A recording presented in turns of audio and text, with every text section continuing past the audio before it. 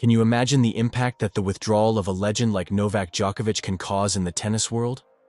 And what about the historical moment when, for the first time, an Italian reaches the top of the world ranking? Yeah. These are the two great news that stirred Roland Garros and the global circuit this week. But after all, what led Djokovic to give up and how Jannik Sinner got this unprecedented feat? Yes, Djokovic suffered a serious knee injury and could not continue in the tournament. And yes, Sinner is now officially the new #1 in the world. It was with a surprising announcement that Novak Djokovic revealed his withdrawal from Roland Garros after having intense pain in his right knee. The injury occurred during his epic battle against Lorenzo Musetti, a 5-set confrontation that had already made the fans gaping.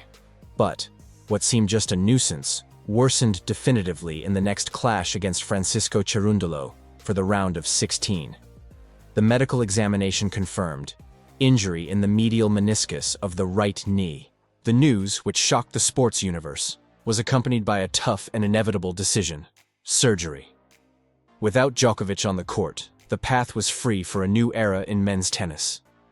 Starting next Monday, Jannik Sinner, a young Italian talent, will take the first time in the history of the country the top of the ATP ranking. This feat puts Italy, traditionally more discreet in men's tennis, in the center of attention of the circuit. Sinner, who was already collecting expressive victories, reaches this milestone not only by chance of Novak's withdrawal, but mainly for its consistency and remarkable evolution throughout the season. And as if that weren't enough, Sinner still sealed his place in the Roland Garros semifinal with an untouched victory over Grigor Dimitrov. The Italian has shown solidity, coldness, and talent, winning in direct sets and confirming what many have already foresaw: he is ready to be an absolute protagonist in the circuit. Now Sinner eagerly awaits one of the biggest clashes of this season, the semifinal against none other than Carlos Alcaraz. And speaking of him, Carlos Alcaraz also follows firm in the fight for the title. The Spaniard, which many point out as the future of world tennis, confirmed their favoritism by hitting Stefanos Tsitsipas with authority. Once again, Alcaraz showed his ability to impose an aggressive, consistent, and dynamic game, making it clear that he will be a very tough opponent for Sinner in this historic semifinal. On the other side of the key, we expect the duel between Alexander Zverev and Alex de Minaur. This confrontation of the quarterfinals is still about to happen, or perhaps when you watch us, you are already rolling point. Both come from good campaigns in the tournament and promise a balanced clash, with Zverev trying to confirm their favoritism, while from Minaur seeks to surprise and advance to another Grand Slam semifinal. Of course, we must not forget the other semifinal already defined. Casper Ruud advances directly after Djokovic's withdrawal. The Norwegian, who has been increasingly dangerous on the clay courts, did not have to enter the court to ensure his presence among the top 4 in the tournament. Now he will have more rest and preparation time, which can be a decisive factor in the final stretch of the championship. In the feminine, the show doesn't stop either. The #1 of the world, Iga Swiatek, follows relentless. The Polish advanced to the semifinals after overcoming Vondrousova Marketa with authority, maintaining its hegemony in the circuit and reinforcing favoritism to the title. Iga, with her solid game on clay, seems increasingly comfortable to win another Roland Garros trophy. On the other hand, Coco Gauff, the young American star, secured her semifinal place by beating Ons Jabeur in an exciting match that faced two of the circuit's most beloved players.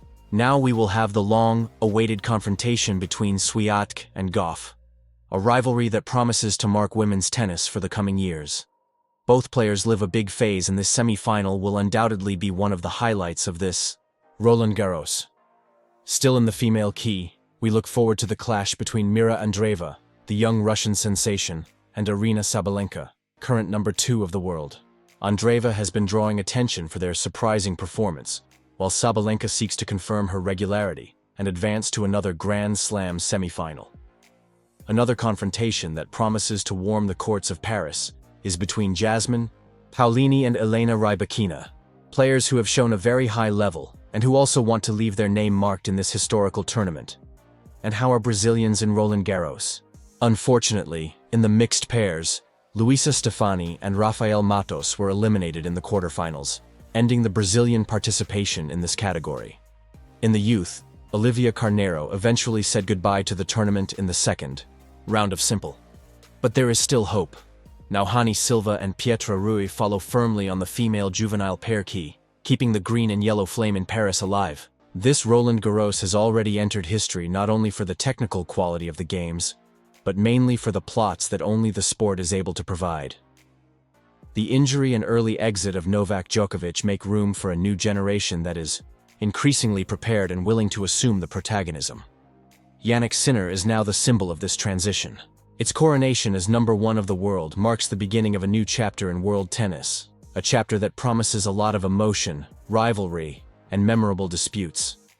And do you want to keep following all these stories, bids, and emotions of the tennis world? So don't forget, subscribe to the channel right now, activate notifications to not miss any video, and leave your like, so you help us bring even more quality content to all fans of this amazing sport.